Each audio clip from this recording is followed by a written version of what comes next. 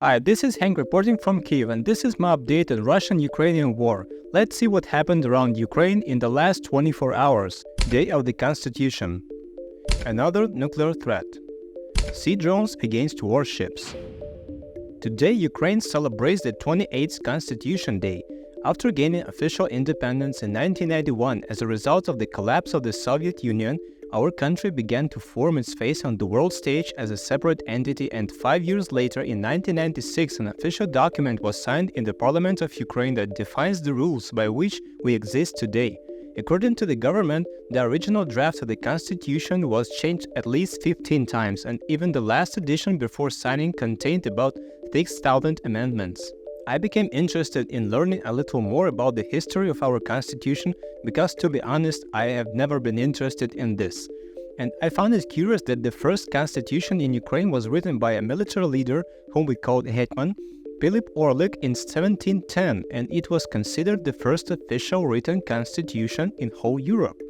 It defined the limitations of the power of the Hetman himself and described the division of state powers into judicial, legislative, and executive. Well, this is really interesting, and I understand that I know too little about our history. The fact that Putin is inventing that Ukraine was invented by Lenin is nonsense. Only in Kyiv there are churches that are more than 1,000 years old, and the whole world knows that Rus baptized by Knyaz Volodymyr in the city of Kyiv. Moscow, which was officially founded in 1147, by the way, by the Kievan Knyaz Yuri Dolgoruki, cannot in any way be older than the city from which its founder came. I inserted this block here not to kick Putin again, but to indicate an important historical fact that you might be interested in. Okay, let's summarize. Today we celebrate the Day of the Constitution, which the occupiers have been trying to destroy for at least the third year in a row. Previously, this holiday was not important to me, but now I understand how important it is to have a strong foundation for the country. After losing my home, I feel this is very acutely. When you don't have a home, I mean country, then you have nothing. Congratulations to everyone who protects our home. Thank you for your service. From the holiday, let's return to reality. Russia destroyed an external radiation monitoring station near the Zaporizhzhia nuclear power plant, the largest nuclear plant in Europe, which is now occupied by Russian troops. The functioning of off-site radiation monitoring equipment is an essential part of nuclear safety around the world.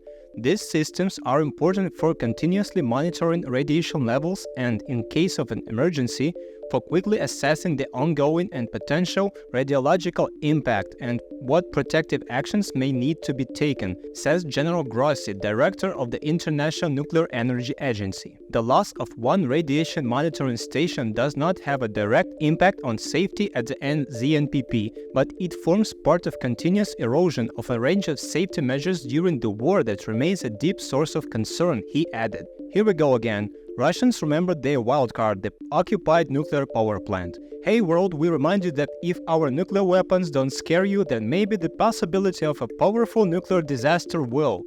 If you think this is a bluff, then we thought that an attack on a hydroelectric power plant in the south was also impossible, but here we are. Russians blew up the station, flooded the entire region, killing people and animals, and changed the natural resources of a huge territory simply because they could do it. They received no benefit from this terrorist attack. They just blew up the station and that's it. And the world still pretends that this is not so scary.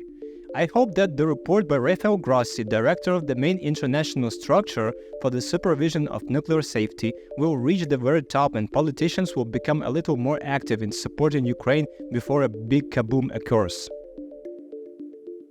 The Security Service of Ukraine has developed naval drones which are now capable of mining seas and have thus already hit 4 Russian ships: the Samum corvette, the Pavel Derzhavin patrol boat, a tugboat, and a mine countermeasures ship. It is so ironic that one of the only 2 mine countermeasures ship was actually hit by a mine.